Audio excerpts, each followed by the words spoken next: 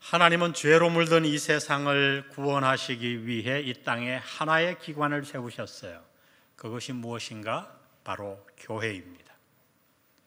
주님은 오늘 본문에서 교회에 대해 이렇게 선언하십니다. 18절에 보니 내가 이 반석 위에 내 교회를 세우리니 음부의 권세가 이기지 못하리라. 여러분, 그렇습니다.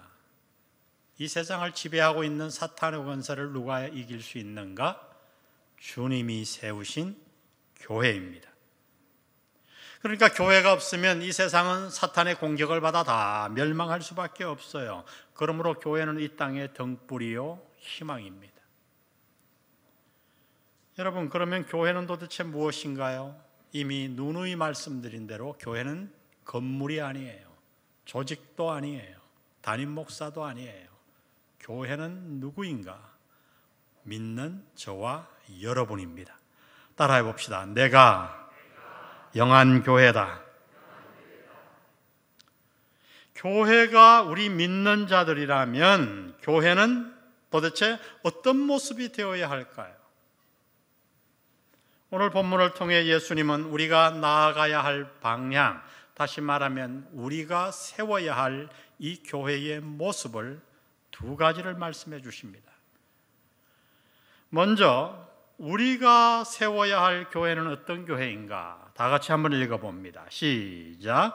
모두가 예수를 그리스도로 믿는 교회이다. 모두가 예수를 그리스도로 믿는 교회. 이것이 우리가 세워야 할 교회예요. 오늘 본문에 보니 예수님이 제자들을 가이사라 빌립보 지방에 데리고 가셔서 거기서 질문을 합니다. 얘들아, 사람들이 나를 누구라 하더냐? 그랬더니 막 제자들이 당시의 소문을 가지고 대답했어요. 어떤 사람은 침례 요한, 어떤 사람은 엘리야, 어떤 사람은 선지자 중에 한 사람이라고 합니다. 예수님이 사람들의 생각에 별 관심이 없었어요. 그리고 다시 물으십니다. 그러면 너희는 나를 누구라고 생각하니? 그때 베드로가 대답을 합니다. 주는 그리스도시요 살아계신 하나님의 아들입니다. 그 대답을 듣고 예수님이 굉장히 협조해 하셨어요. 그래서 그 앞에 17절에 보면 예수께서 대답하여 이르시되 바요나 시모나 내가 복이 있도다. 이를 내게 알게 하니는 혈육이 아니요 하늘에 계신 내 아버지시라. 또 내가 내게 이르노니 너는 베드로라. 내가 이 반석 위에 내 교회를 세우리니 음부의 권세가 이기지 못하리라. 내가 천국 열쇠를 내게 주리니 내가 땅에서 무엇이든지 매면 하늘에서도 매일 것이요 내가 땅에서 무엇이든지 풀면 하늘에서도 풀리리라. 이 얼마나 놀라운 칭찬인가요? 왜 예수님은 베드로를 이토록 칭찬하셨을까요? 그 이유는 베드로가 한 대답 안에 한 영혼의 운명을 결정짓는 중요한 진리가 들어있기 때문이었어요. 사람은 무엇으로 구원받는가? 선행인가? 종교인가? 아닙니다. 선행은 좋은 거예요. 우리가 선행을 하면 그 선행이 내 마음 안에 양심의 가책을 덜어줄 수도 있습니다. 그러나 여러분, 선행은 조금도 우리의 죄를 없앨 수 없어요. 여러분, 종교적인 수양 역시 좋은 거예요. 수양을 하면 우리 안에 있는 죄의 욕망을 어느 정도 억누를 수 있어요. 그러나 여러분, 그 수양이 우리 안에 있는 죄의 욕망을 없앨 수는 없습니다. 그래서 하나님은 우리가 할 수 없는, 종교와 선행으로 도저히 할 수 없는 이 구원을 이루시기 위해 예수님을 이 땅에 보내셨어요.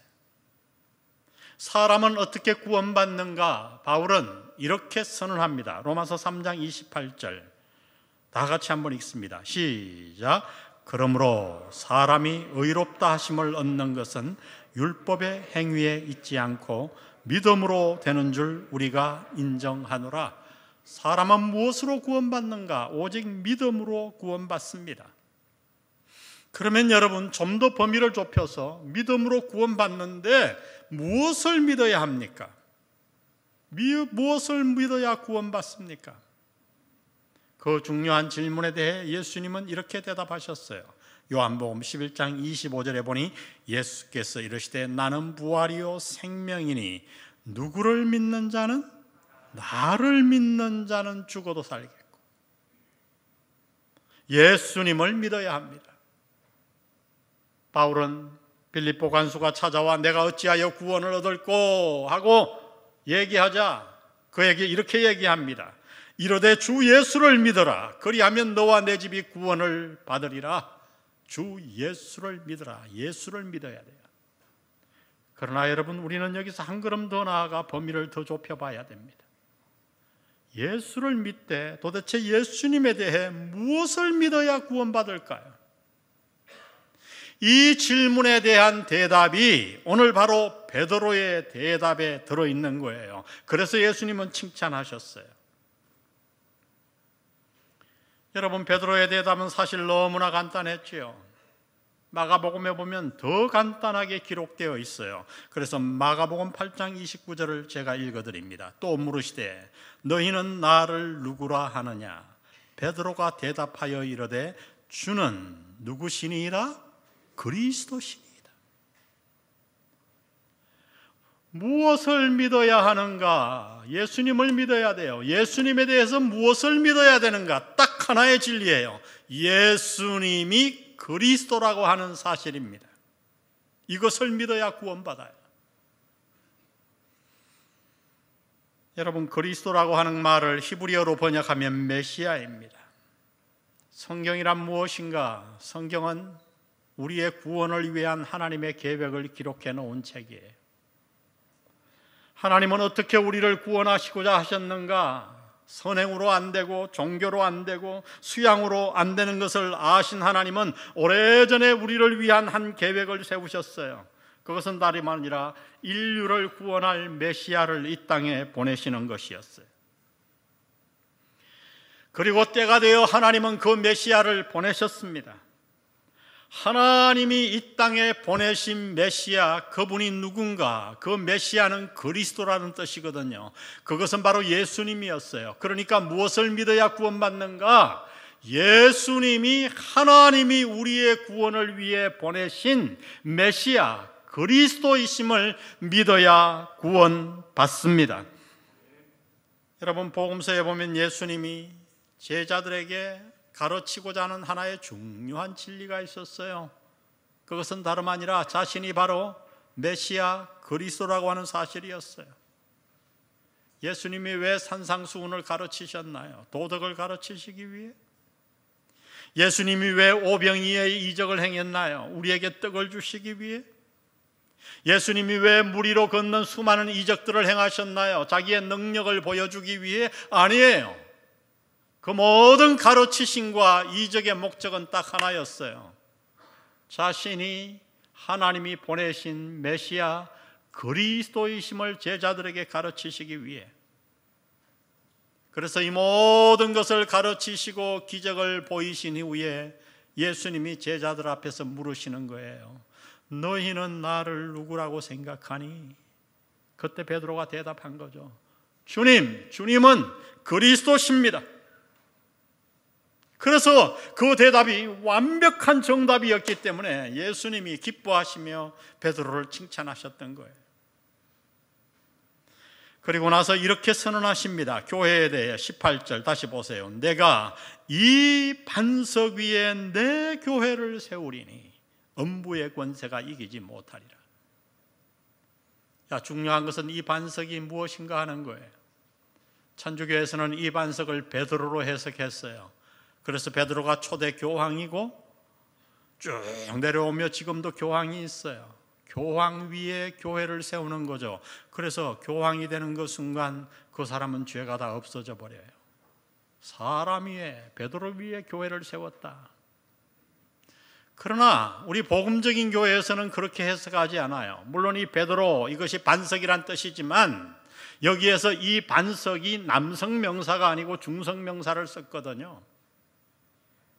그래서 우리 복음적인 교단은 어떻게 생각하는가? 이 반석이 베드로 사람 인성을 뜻하는 것이 아니라 베드로가 이날 고백했던 예수는 주는 그리스도라고 하는 이 고백의 믿음 위에 하나님이 주님의 교회를 세우셨다고 우리는 믿는 거예요.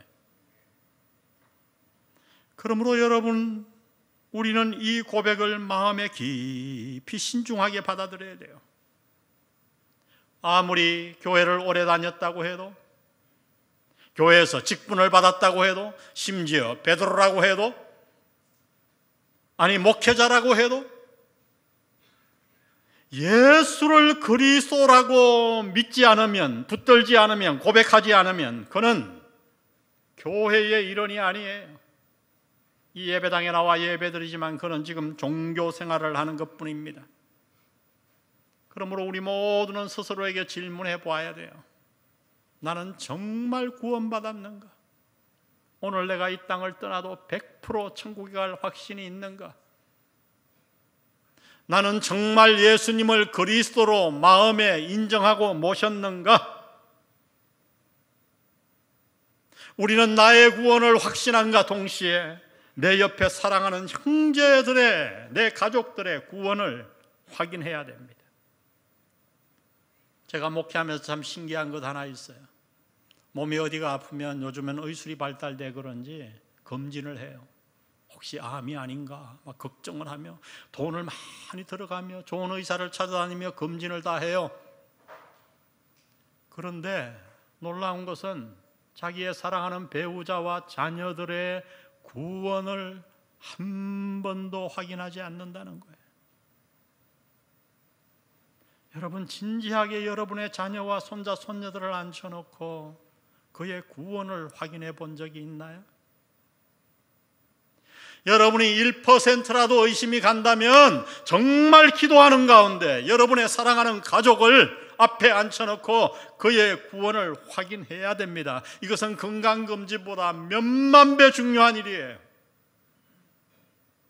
가족뿐만 아니라 우리 교회가 정말로 올바른 교회라면 어떻게 되어야 되는가? 이 교회, 사랑하는 목장교회, 사랑하는 집사님, 정말 저분이 예수를 그리스도라고 마음에 모셨는가, 고백했는가, 구원받았는가? 우리 모두는 옆에 형제들의 구원에 관심을 가져야 할 줄로 믿습니다. 몇 주 전에 마을장 모임을 했어요. 각자 자기의 사역을 쭉 나누는데 그 중에 한 분이 평생 교육은 목자이면서 마을장을 하고 계셨어요. 그분이 이렇게 말했어요. 저는 요즘 한 가지 사역에 목숨을 겁니다. 모두 궁금해 쳐다보니까 자기 목장교회는 연세 많은 분들이 많다는 거예요. 그래서 그분들의 구원의 확신을 정말 확인한대요. 몇 번이고 확인한대요. 확인해서 조금이라도 의심이 들면 다시 복음을 전하고 정말 예수님을 그리스도로 모셨는가 그것을 확인한다는 거예요. 모두가 은혜를 받았고요. 그분 연세가 84세예요. 그런데 목자하고 계세요. 제가 그날 밤 누웠는데 제 마음이 얼마나 뜨거워지든지 오랫동안 기도하다가 잤어요.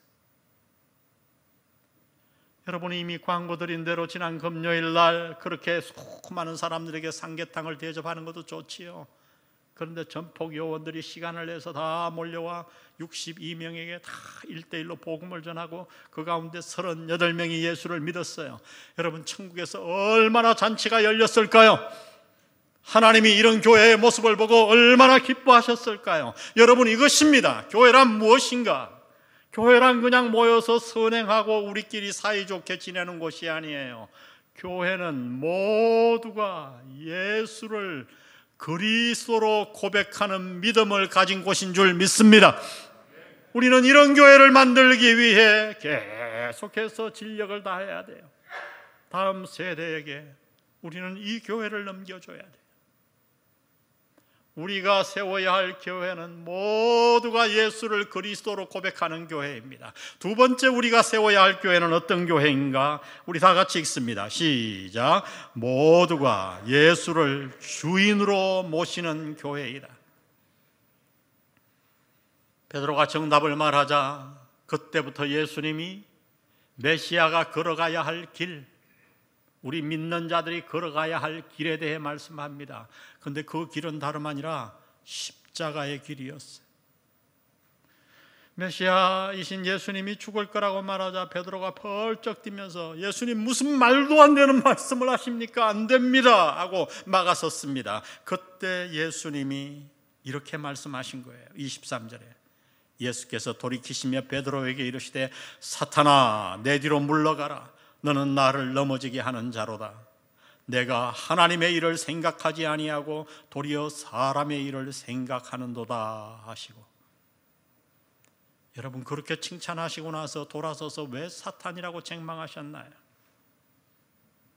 왜 이렇게 예수님은 가혹한 말씀을 하신 것일까요? 그 이유는 베드로가 예수님의 사역의 핵심을 막아섰기 때문이에요. 베드로와 제자들은 예수님이 메시아이신 예수님이 어떤 예수님으로 생각했는가? 이 땅에 예수님 메시아가 오셨으니까 그냥 이 땅에 그 순간 하나님의 나라를 다 건설하실 것을 생각했어요. 로마를 다 쫓아내고 하나님의 나라를 세우는 것. 여러분 만일 예수님이 2000년 전에 오셔서 이 땅에 하나님 나라를 세웠다 그러면 모든 이방인들은 다 멸망하고 구원받지 못했을 거예요. 우리도 구원받지 못했을 거예요. 그들은 한마디로 말하면 십자가를 생략한 메시아를 기대했던 거예요. 그 잘못된 베드로의 생각을 예수님께서 고치시기 위해 사탄아 하고 책망하시고 뭐라고 말씀하셨는가? 네가 하나님의 일을 생각하지 아니하고 도리어 사람의 일을 생각하는도다. 여러분 베드로만 이런 잘못을 저지를까요? 아니요. 오늘 우리의 신앙생활의 가장 큰 위험이 무엇인지 아세요? 바로 예수님이 지적하신 베드로의 잘못된 생각이에요. 하나님의 일보다 내 일을 더 중하게 여기는 것, 하나님의 나라보다 잠시 있는 이 땅의 삶을 더 붙들고 사는 것. 여러분 오늘날 교회에도 이런 자들이 얼마나 많은지 몰라요. 구원은 선물로 받는다니까, 은혜라니까 다 예수를 믿는다고 얘기해요. 그리고 나서 구원받았다고 하면서 십자가의 길은 걸어가지 않아요. 넓은 세상의 신장로 길을 달려가려고 해요. 그 마음 중심에 보면 하나님의 나라보다는 내 욕심이 있는 거예요. 내 이기심이 있는 거예요. 저 천국의 소망보다는, 하나님의 나라보다는, 의롭고 공의로운 나라보다는 이 땅의 물질과 명예와 권력에 더 많은 관심이 있는 거예요. 여러분 만일 이것이 우리 마음이라면 오늘 예수님은 우리 앞에 나타나셔서 동일하게 이렇게 책망하실 거예요. 사탄아 내 뒤로 물러가거라. 네가 하나님의 일을 생각하지 아니하고 사람의 일만 생각하는구나. 여러분 오늘 우리는 이 부분을 그래서 정말 잘 돌아봐야 됩니다. 이렇게 책망하시고 나서 예수님은 우리가 예수가 그리스도이심을 고백하는 교회가 나아가야 할 방향을 아주 구체적으로 이렇게 말씀하셨어요. 오늘 본문 24절 다 같이 읽겠습니다. 시작. 이에 예수께서 제자들에게 이르시되 누구든지 나를 따라오려거든 자기를 부인하고 자기 십자가를 지고 나를 따를 것이니라. 교회는 어떤 모습이어야 하는가? 교회는 예수를 그리스도라고 고백할 뿐만 아니라 주인으로 모셔야 돼요. 예수님을 주인으로 모시기 위해 무엇을 해야 되는가? 그 길이 어떤 길인가? 두 가지를 말씀하셨어요. 먼저 자기를 부인하고. 여러분 이 말씀은 존재 자체를 부인하라는 말이 아니에요. 나를 학대하고 금욕주의에 빠지라는 게 아니에요. 내 인간됨을 부인하라는 말이 아니에요. 과거 한국교회에 이런 분들이 많았고 지금도 많아요. 믿음하면 자꾸 영적인 것만 생각해요. 인간을 부인해요. 금욕주의에 빠지려고 그래요. 주님은 지금 이 말씀한 게 아니에요. 이 말을 아주 쉽게 얘기하면 이 말은 뭐냐면 내 중심의 삶으로부터 벗어나라는 거예요. 여러분 우리 인간에게 가장 무서운 우상이 뭔지 아세요? 그 우상은 바로 나예요. 주님을 주인 삼아야 되는데 나를 보좌에 앉히는 거죠. 나를 섬기는 거죠. 여러분 마음을 잘 보세요. 내가 우상이 되어 있어요. 여기서 자기중심적이라고 하는 것은 하나님의 나라를 추구해야 되는데 잠시 있다가 없어질 이 땅의 것들을 추구하는 거예요. 나를 위해. 여러분, 우리 옛사람 안에는 이 욕망이 가득 차 있는 거예요.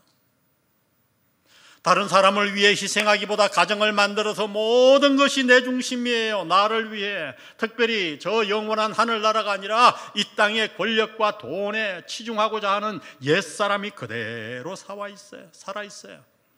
그러므로 여러분, 우리가 올바른 교회를 세우기 위해 우리는 어떻게 살아야 되는가? 바로 이러한 세속적인 자아를 부인해야 돼요. 내 중심적인 삶에서 철저하게 벗어나야 돼요. 두 번째, 예수님이 우리에게 말씀한 것은 자기를 부인하고 자기 무엇을 지고? 십자가를 지고. 자기 십자가를 지고라는 말은 뭘까? 여러 가지로 해석들을 많이 하지만 가장 원론적인 해석이 사실 중요해요. 그러면 로마 시대 예수님 당시에 십자가를 진다는 의미가 무엇이었는가? 로마 정부는 여러 가지 사형 방법이 있었는데 그 가운데 하나가 십자가 처형이었어요. 근데 어떤 사람들에게 이 처형을 내렸는가?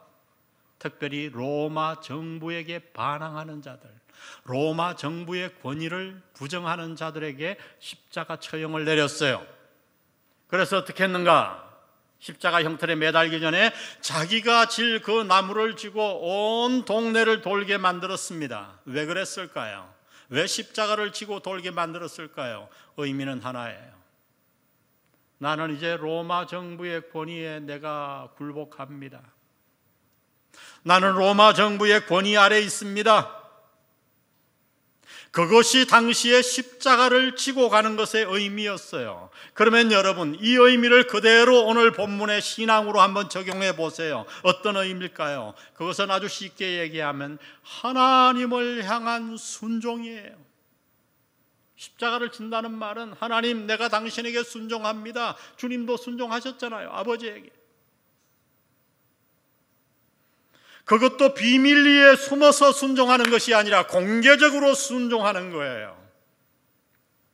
십자가를 진다는 것은 여러분이 가정에서 예배드리고 가정에 돌아가서 여러분의 자녀들 앞에서 얘들아, 나는 하나님께 순종하며 산다, 삶으로 보여주는 거예요. 예배 마치고 직장에 나가 세상 사람들 앞에서 나는 하나님을 순종하는 사람이야 라고 보여주는 거예요. 그 길이 어려워요, 여러분. 그래서 십자가를 진다고 말하는 거예요. 자기를 부인하고 십자가를 지고, 아주 간단한 얘기입니다. 자기를 부인한다는 말은 말씀드렸듯이 내 중심의 삶을 버리고, 이 세상 중심의 삶을 버리고 하나님께 순종한다. 여러분, 이것이 제자의 길이요, 교회가 걸어가야 할 길이요, 우리가 세워야 할 교회의 모습인 줄 믿습니다. 주님은 이 길을 말씀하시고 나서 우리가 왜 그러면 자기 중심의 삶에서 벗어나고 하나님께 순종하며 살아야 되는가? 이유를 세 가지를 오늘 본문에서 말씀해요. 오늘 본문 사실 25절에서 28절에 보면, 원어 성경에 보면 왜냐하면 이라는 문장 앞에 다 단어가 들어있는데 안타깝게 한국말은 생략되어 있어요. 먼저 25절을 보세요. 왜 우리가 나를 부인하고 십자가를 지고 주님을 따라야 하는가? 그 이유는 왜냐하면 누구든지 제 목숨을 구원하고자 하면 잃을 것이요, 누구든지 나를 위하여 자기 목숨을 잃으면 찾기 때문이다. 여기서 주님은 역설법을 사용하셔서 진리를 설명하시죠. 왜 우리가 나를 부인하고 주님을, 십자가를 지고 주님을 따라야 되는가? 그 이유는 그 반대로 내가 자기중심적이고 이 세상 중심적인 삶을 살면 생명을 잃어버리기 때문이에요. 이것은 아주 어리석은 삶이에요. 이 땅의 것이 아무리 좋아도, 내가 아무리 좋아도 우리가 내 본성이 이끌어낸 대로 살면 영원한 생명을 우리는 누릴 수가 없어요. 잃어버려요. 두 번째, 왜 우리는 나를 부인하고 십자가를 지고 주님을 따라야 하는가? 26절에 보세요. 왜냐하면 사람이 만일 온 천하를 얻고도 제 목숨을 잃으면 무엇이 유익하리요? 사람이 무엇을 주고 제 목숨과 바꾸겠느냐? 여러분, 그렇잖아요. 이 땅의 것 다 얻어도 목숨 잃으면 뭔 소용이 있어요? 우리에게 가장 중요한 것은 결국 영원한 생명 아닙니까? 자기중심적으로, 이 세상 중심적으로 사는 것은 어떤 것과 같으냐 하면 자기 목숨을 버리는 어리석은 삶과 같다는 거예요. 마지막으로 예수님은 우리가 왜 나를 부인하고 십자가를 지고 주님을 따라야 하는가에 대해 27절에서 이렇게 말씀합니다. 우리 앞에 왜냐하면 넣어서 읽어봅니다. 시작. 왜냐하면 인자가 아버지의 영광으로 그 천사들과 함께 오리니 그때에 각 사람이 행한 대로 갚으리라. 갚으시기 때문이다. 여러분, 왜 우리가 날마다 자기를 부인하고 내 중심, 세상 중심이 아니고 십자가를 지고 하나님께 순종하는 삶을 살아야 합니까? 그 이유는 이 땅의 마지막 날 하나님의 심판대가 있기 때문이에요. 장차 두 개의 심판대가 하늘에서 펼쳐져요. 하나는 백보자 심판대. 그 심판대에는 누가 가는가? 예수가 그리스도이심을 믿지 않는 모든 자들이 가요. 우리 믿는 자들은 안 가요. 그러나 또 하나의 심판대가 있어요. 그리스도의 심판대. 그것은 우리 믿는 자들만 가요. 가서 무엇을 심판받는가? 예수 믿고 난 이후에 우리의 삶의 모든 것이 거기에 기록되어 있고 심판받아요. 물론 다 구원은 받아요. 그러나 성경은 말합니다. 부끄러운 구원을 얻는 자가 있고 그날 멸류관과 상급을 받는 자가 있다고 말합니다. 예수님은 지금 이 말씀하는 거예요. 왜 우리가 날마다 자기를 부인하고 이 땅 중심이 아니고 내 중심이 아니고 십자가를 지고 하나님께 순종하는 삶을 살아야 하는가? 그 이유는 장차 심판과 상급이 우리를 기다리고 있기 때문이라고 말합니다. 여러분, 교회는 무엇하는 곳인지 아세요? 이제 구원받았으니 이 땅의 것 날마다 추구하고 세상 사람들보다 더 추구하고 내 중심으로 사는 곳이 아니에요. 정말 구원받았으면 어떻게 사는 것인가? 내 중심이 아니라, 세상 중심이 아니라 하나님께 순종하며 살아야 되고 그것을 날마다 격려하는 곳이 이 교회의 모습이어야 할 줄로 믿습니다. 우리 이런 교회 만듭시다.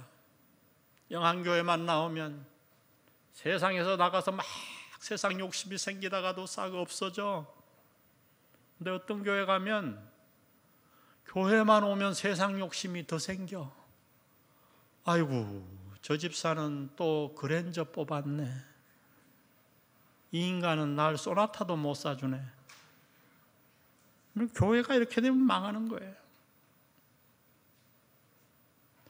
교회는 예수를 그리스도로 고백하는 교회일 뿐만 아니라 예수를 주인으로 모시는 장소인 줄 믿습니다. 미국의 한 장교회 시골 집사님이 계셨어요. 기도하는데 어느 날 자꾸만 이상한 생각이, 성령이 음성을 들려주는 거예요. 네 땅의 절반을 팔아서 그 앞에 있는 청년, 예배 자리가 대충 정해져 있잖아요. 그 앞에 항상 청년 한 명이 예배를 드리는데 그에게 주라는 거예요. 그래서 무슨 이런 헛된 생각이, 엉뚱한 생각이 나 무시했어요. 근데 계속해서 생각이 드는 거예요. 어느 날 그래서 그 집사님이 그 땅을 팔아 수표로 바꿔서 청년을 만나자 그러고 청년에게 수표를 탁 줬어요. 청년이 그 수표를 받아들더니 펑펑 우는 거예요. 그 왜 우냐 그랬더니 몇 달 전부터 하나님이 제게 자꾸 말씀을 하시는데 저보고 신학교 가라는 거예요. 전 정말 가기 싫어서 하나님 나는 안 갑니다. 나는 은사도 없고 신학교 정말 가기 싫습니다. 그래서 나중에는 자꾸 하나님이 말씀하셔서 조건을 하나 걸었대요. 그러면 하나님, 제가 신학교 가서 3년 동안 살 수 있는 생활비, 학비 다 대주시면 제가 전고로 알고 갈게요. 근데 뭐 그런 돈이 생길 리가 있나? 조건을 딱 걸었는데 그 집사님이 어느 날 만나더니 수표를 딱 내면 보니까 생활비하고 학비 딱 계산한 거 그 금액이에요. 펑펑 울고 하나님 살아계심을 믿고 신학교에 갔어요. 그리고 목사가 돼요. 그분이 어느 교회 담임 목사라고 한지 아세요? 바로 그 시골교회 담임 목사로 부임했어요. 시골이었지만 얼마나 아름다운 교회를 세웠는지, 영향력 있는 교회, 선교를 많이 하는 교회, 교회 사문에 남을 아름다운 교회를 세웠어요. 여러분, 그 목회를 하며 그 교회와 그 집사님이 특별히 얼마나 기뻤겠습니까? 그 간증을 들은 한 분이 책에 이런 글을 썼어요. 그분이 쓴 글을 제가 읽고 설교를 마치려고 합니다. 내가 돈을 세고 있을 때 하나님은 내가 진 십자가를 세신다. 내가 소득을 셀 때 하나님은 내가 희생한 손실을 세신다. 내가 세상에 값진 것이라고 생각되는 것을 셈할 때 하나님은 내가 주님을 위하여 받은 상처를 세신다.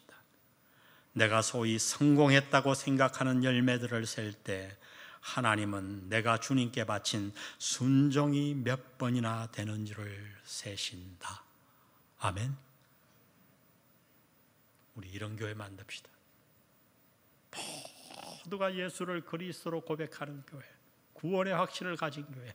그러나 거기서 멈추지 아니하고 모두가 예수님을 주인으로 모셔서 내 중심이 아니라 세상 중심이 아니라 하나님 중심, 하나님께 철저하게 순종하는 삶을 격려하는 교회, 이 믿음의 유산을 자녀들에게 다음 세대에게 전해주는 교회, 이런 교회 만드시기를 주의 이름으로 축복합니다.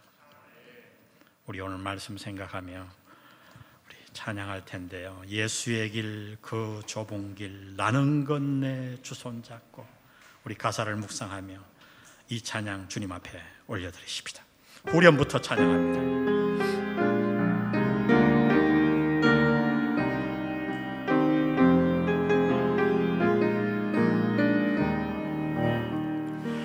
예수의 길 그 좁은 길 나는 건네 주 손잡고 그 무엇도 두렵지 않네. 주님 주신 약속 내게 있으니 세상의 구원한 길 승리하네 성령으로 그 무엇도 바라지 않네. 저 하늘에 내 소망 있으니 안개 속에서 주님을 보내. 아무도 없을 것 같던 그곳에서 손 내미셔서 나를 붙드네.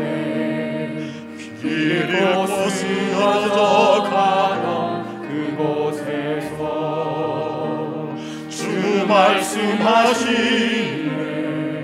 내 손 잡으라고 내가 곧 길이요 진리 생명이니 나 그 길을 보내. 주 예비하시고 다른 길로 돌아서지 않으리. 아멘. 예수의 길 그 좁은 길 나는 건네 나는 건네 주 손잡고 그 무엇도 두렵지 않네. 주님 주신 약속 내게 있으니 세상의 길 그 험한 길 승리하네. 성령으로 그 무엇도 바라지 않네. 저 하늘에 내 소망이 있으니 저 하늘에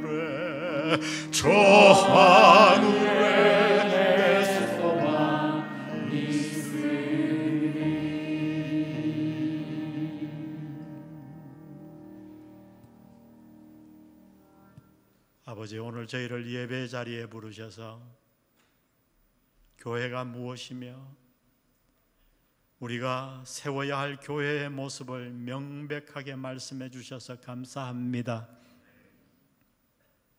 오늘 말씀 듣고 보니 우리가 너무도 세상의 철학에 물결에 휩쓸려 떠내려가고 있음을 발견합니다. 그래서 돌이킵니다. 주님, 오늘 이후 내 사랑하는 가족들, 옆에 형제들의 구원에게 관심을 갖게 도와 주옵소서. 또한 이곳에 모여 세상 사람들과 똑같이 세상을 추구하고 내 중심적으로 살 것이 아니라 그 모든 잘못된 삶에서 벗어나 철저하게 십자가를 지고 하나님께 순종하는 삶을 내가 살고 옆에 형제들에게 격려하는 아름다운 교회 만들게 도와 주시옵소서. 성부, 성자, 성령의 은혜가 오늘 말씀 듣고 이 좁은 길 걸어가기로 결단하는, 생명의 길을 걷기로 작정하는 영한 성도들 머리 위에 지금부터 영원히 함께 하시기를 예수님의 이름으로 축원합니다. 아멘.